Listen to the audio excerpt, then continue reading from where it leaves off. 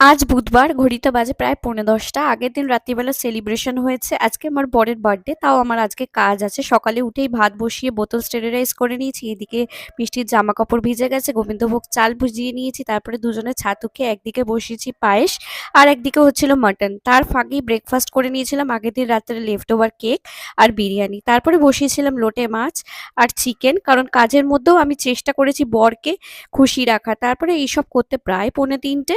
তারপরে মিষ্টির ফ্লাক্সের জল বসালাম, আর তাড়াহুড়োতে না আমার এই ব্লান্ডারটা হয়ে গেল, আমার ফেভারিট প্যালেটটা হাত থেকে পড়ে গেল। এই কথা বলতে ভীষণ কষ্ট হচ্ছিল, কারণ প্রেগনেন্সি থেকে স্টিল নাও কখনোই আমি বসে থাকিনি। তোমরা দেখিয়েছো আমি অনলাইন বিজনেস করতাম, লাইভও করতাম, যেহেতু আমার সাজগোজ পছন্দ সেজন্য এই লাইন থেকেই আমি সবসময় নিজে আর্ন করার চেষ্টা করেছি। তাই এগুলো হলে না ভীষণ কষ্ট হয়। কাজের লোকেশনটা ছিল দারুণ।